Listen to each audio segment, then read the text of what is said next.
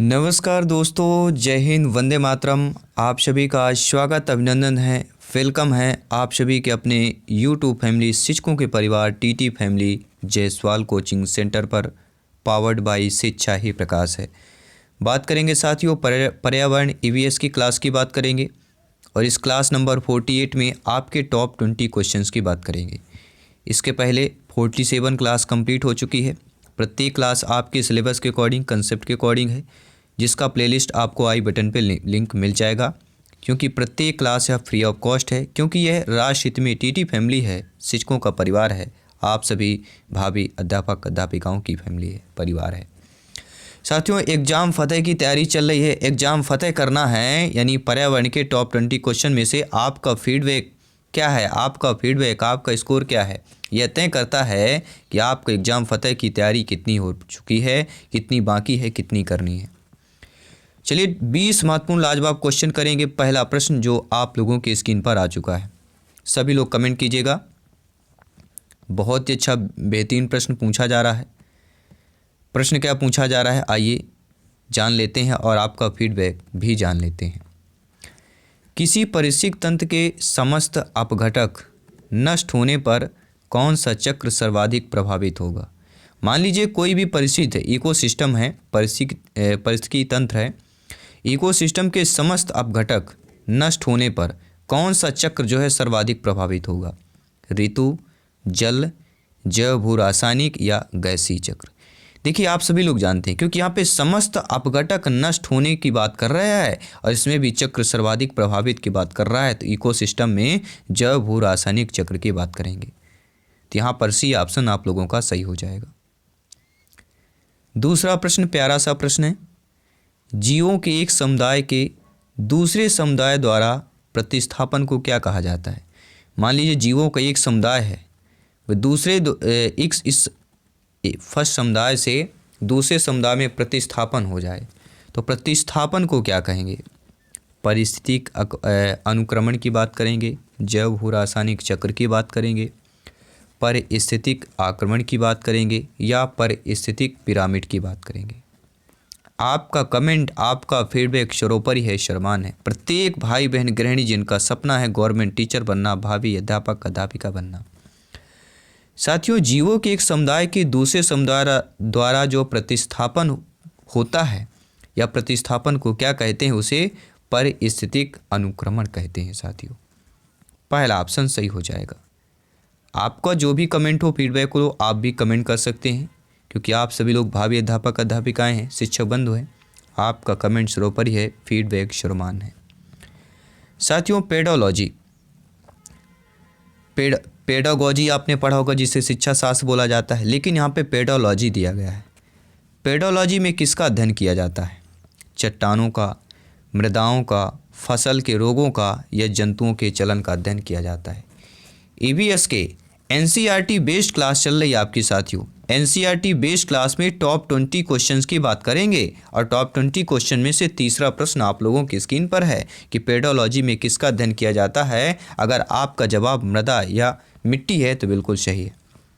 Pedology में किसका अध्ययन किया जाता है, मृदाओं का या मिट्टी का अध्ययन किया जाता है, और इसे मृदा विज्ञान भी कहा जाता है।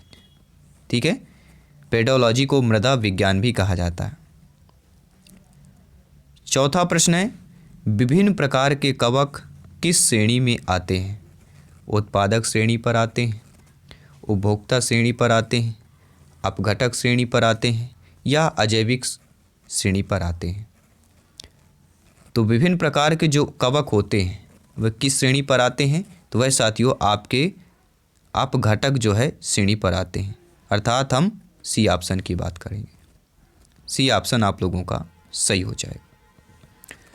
पारिस्थितिक पिरामिड सामान्यतः कितने प्रकार के होते हैं। 2 प्रकार के, 3 प्रकार के, 4 प्रकार के या 5 प्रकार के होते हैं। अगर चारों को जोड़ दिया जाए और यहाँ पे जोड़ दिया जाए तो एक सीढ़ी बन जाती है, और यही सीढ़ी के द्वारा एग्जाम फतेह करना है। अर्थात साथियों, पारिस्थितिक पिरामिड सामान्यतः जो है कितने प्रकार के होते हैं, तो 3 प्रकार के होते हैं। अब आप बोलेंगे सर कौन कौन से होते हैं। साथियों, संख्या, बायोमास एवं ऊर्जा के दृष्टि से पिरामिड 3 प्रकार के होते हैं। जातियों की संख्या का पिरामिड, बायोमास का पिरामिड और ऊर्जा का पिरामिड। आई होप प्रत्येक भाई बहन शिक्षक बंधु अच्छे तरीके से समझ चुके होंगे। धान की विभिन्न प्रकार की किस्में किसका उदाहरण है? आनुवांशिक विविधता का, जातिगत विविधता का, भौगोलिक विविधता का या परिस्थितिक विविधता का उदाहरण है। तो धान की जो विभिन्न प्रकार की किस्में होती हैं वह किनका उदाहरण है? आपके आनुवांशिक विविधता का उदाहरण है। पहला ऑप्शन सही हो जाएगा।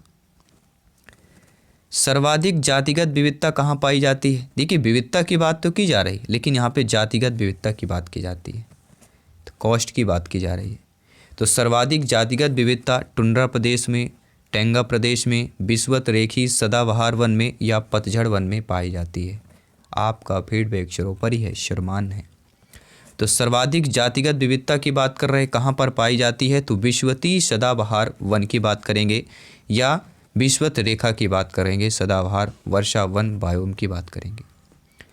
उष्ण कटिबंधीय सदाबहार वर्षा वन बायोम विषुवत रेखा को पृथ्वी का सबसे विविध प्रकार के जीवों और वनस्पतियों की उत्पत्ति का कारण माना जाता है। पृथ्वी के उष्ण कटिबंधीय सदाबहार वर्षा वन जहाँ अधिक वर्षा एवं अधिक गर्मी पाई जाती है और सर्वाधिक जैव विविधता के लिए पहचाना जाता है, वह बात करेंगे उष्ण कटिबंधीय सदाबहार वर्षा वन बायोम की बात करेंगे। साथियों, 8वां प्रश्न आप लोगों के स्क्रीन पर है। सबसे कम जैव विविधता कहाँ पाई जाती है? किसकी बात कर रहे हैं? कम की बात कर रहे हैं, ध्यान दीजिएगा। सबसे कम, अफ्यू, इंग्लिश में कहते हैं ना फ्यू या अफ्यू। फ्यू मतलब कम, अफ्यू मतलब बहुत कम। तो सबसे कम जैव विविधता कहाँ पाई जाती है? विषुवतीय रेखा प्रदेश में, विषुवत रेखी प्रदेश के बाद आपका शीतोष्ण कटिबंध की बात कर रहे हैं, उपोष्ण कटिबंध की बात कर रहे हैं या ध्रुवीय प्रदेश की बात करें। तो सबसे कम जैव विविधता अगर पूछा जाए तो आपका जो जवाब होना चाहिए वह होना चाहिए ध्रुवीय प्रदेशों में सबसे कम पाई जाती है। डी ऑप्शन सही हो जाएगा। 9वां प्रश्न है, सर्वाधिक जैव विविधता किस महाद्वीप में पाई जाती है? अगर महाद्वीप पूछ लिया जाए, टफ क्वेश्चन है, वैसे इतना हाई लेवल पूछा नहीं जाएगा, लेकिन एनसीईआरटी बेस्ड क्वेश्चन है तो आ सकता है, आपके सिलेबस के अकॉर्डिंग है। तो सर्वाधिक जैव विविधता किस महाद्वीप में पाई जाती है? अफ्रीका, एशिया, यूरोप या उत्तरी अमेरिका की बात करेंगे। सभी कमेंट कीजिएगा। तो सर्वाधिक जैव विविधता जो है सब किस महाद्वीप पर? अफ्रीका महाद्वीप पर पाई जाती है।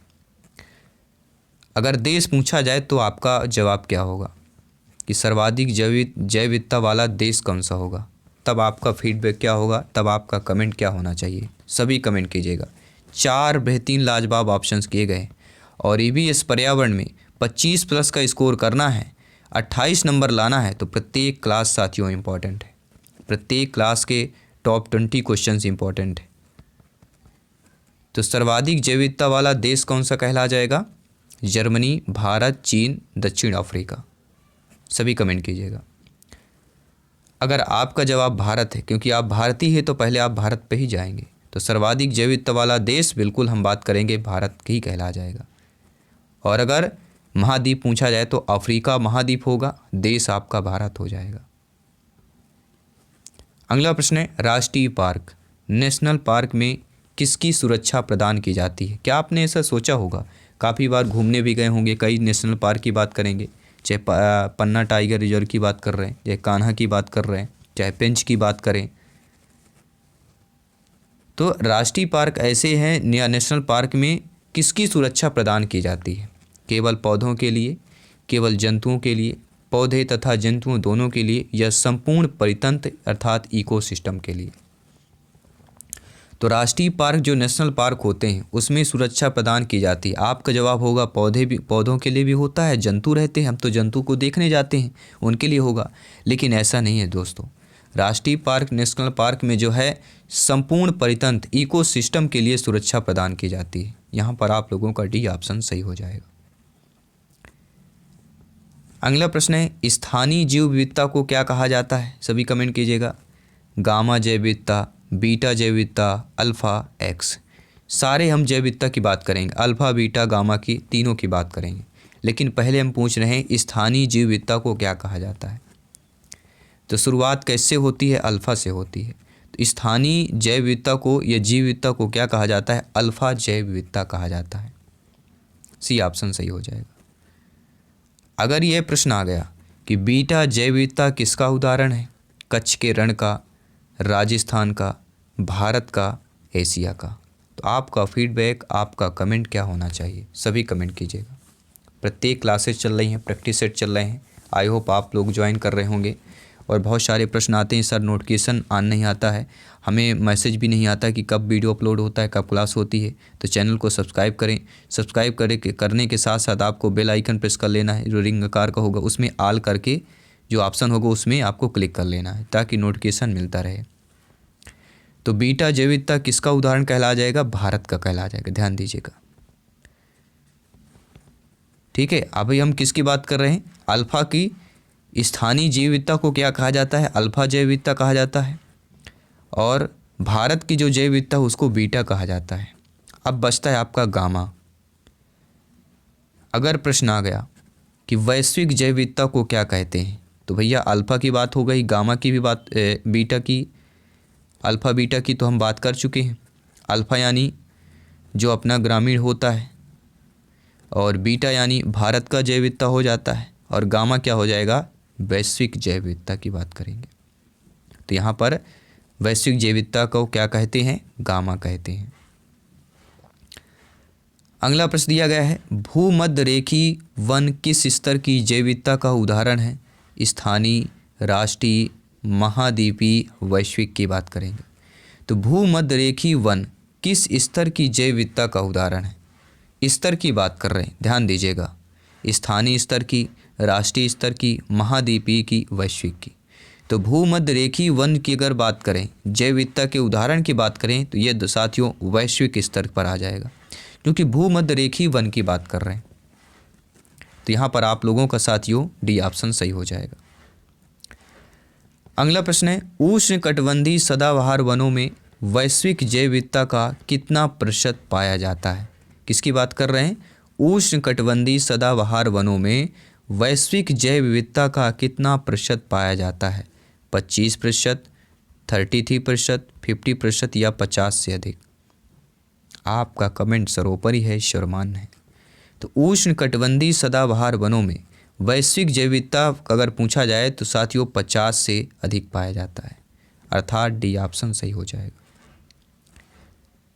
3-4 प्रश्न इनको भी कंप्लीट करते हैं और इस क्लास को टॉप 20 क्लास को कंप्लीट करते हैं। साथियों, विश्व में जीव जंतुओं की ज्ञात जातियों की संख्या लगभग कितनी है? 15 लाख, 24 लाख, 34 लाख, 44 लाख। साथियों, आप सभी लोग जानते हैं विश्व में जीव जंतुओं की जातियों के लगभग 87 लाख के आसपास है। कितने? 87 लाख। लेकिन विश्व में जीव जंतु ज्ञात जातियों की बात, जिनका नाम भी पता हो, उनका सारा कुछ पता हो, डिटेल हो, लिखित में हो, तो ज्ञात जातियों की संख्या लगभग आपके 15 लाख के आसपास 2019 के रिकॉर्ड के अनुसार। ये ऑप्शन सही हो जाएगा। अगला प्रश्न है, प्रचुर जैव विविधता संपन्न राष्ट्रों को किस श्रेणी में रखा गया है? मल्टी डाइवर्सिटी देश, सुपर डाइवर्सिटी देश, मेगा डाइवर्सिटी देश या मॉस डाइवर्सिटी देश? सभी कमेंट कीजिएगा। प्रचुर जैव विविधता संपन्न राष्ट्रों को किस श्रेणी पर रखा गया है? तो मेगा डाइवर्सिटी देश पर रखा गया है। जो भी प्रचुर जैव विविधता संपन्न राष्ट्र हैं उनको मेगा डाइवर्सिटी देश पर रखा गया है। सी ऑप्शन सही हो जाएगा। 2 प्रश्न और बचे हैं, इनको भी कंप्लीट करते हैं। आई होप प्रत्येक क्लास आप लोग अच्छे तरीके से ज्वाइन कर रहे होंगे। आपको पता है यहाँ पे CDP, बाल विकास, चाइल्ड डेवलपमेंट एंड पेडागोजी की बात करेंगे। ABS की क्लास आपकी चल ही रही है। इसके साथ साथ आपकी हिंदी पेडागोजी की क्लास मिल जाएगी। इसके साथ साथ आपके मैथ्स की क्लास की मिल जाएगी। इसके साथ साथ आपकी संस्कृत पेडागोजी की भी क्लास मिल जाएगी। सारे क्लासेज इंपॉर्टेंट यहाँ पे आपको मिलती रहेंगी, और इसीलिए कहते हैं आउट ऑफ 150 में से 125 प्लस का स्कोर प्राप्त करना है तो प्रत्येक क्लास साथियों इंपॉर्टेंट है। प्रत्येक क्लास का सेशन का प्रत्येक क्वेश्चन इंपॉर्टेंट है। तो भारत में जीव जातियों की ज्ञात संख्या लगभग 1 लाख, 5 लाख, 2 लाख, 2.5 लाख। देखिए वो विश्व की बात कर रहे थे, लेकिन यहाँ पर भारत की बात की जा रही। तो ये प्रश्न आ सकता है, इंपॉर्टेंट प्रश्न है। वीवीआईपी कैटेगरी का प्रश्न है। तो भारत में जीव जातियों की ज्ञात संख्या लगभग आपके 1 लाख के आसपास आंकी गई है, ठीक है, 2020 के अकॉर्डिंग। अगला प्रश्न है साथियों, रणथंभौर राष्ट्रीय उद्यान कहाँ पर स्थित है? जी हाँ, बात कर रहे हैं रणथंभौर राष्ट्रीय उद्यान की बात कर रहे हैं। आपके मध्य प्रदेश पर स्थित है, उत्तर प्रदेश पर स्थित है, गुजरात पर स्थित है या राजस्थान पर स्थित है। 4 राज्य दिए गए हैं, आपको बताना है चारों राज्यों में से रणथंभौर राष्ट्रीय उद्यान कहाँ पर स्थित है। और ये आपके लिए हम मॉक क्वेश्चन दे रहे हैं। इस मॉक क्वेश्चन का आंसर जो है आप लोगों को कमेंट करके फीडबैक करके बताना है। और साथ ही साथ टॉप 20 में से आपका फीडबैक कितना है, 10+ है या 15 एबव, जितना भी हो आप लोगों को कमेंट करना है। तो आई होप प्रत्येक प्रश्न को आप लोग अच्छे तरीके अटेंड कर पा रहे होंगे। प्रत्येक क्वेश्चन का आप लोगों ने फीडबैक भी अच्छे तरीके से दिया होगा। मैं आपके साथ जयसवाल सर, जल्द ही मिलते हैं साथियों नेक्स्ट क्लास पर। तब तक के लिए सभी मित्रों को जय हिंद, वंदे मातरम। धन्यवाद सभी का। हमेशा हंसते रहिए, मुस्कुराते रहिए और तैयारी जारी रखिए, क्योंकि सिलेक्शन सर्वोपरि है।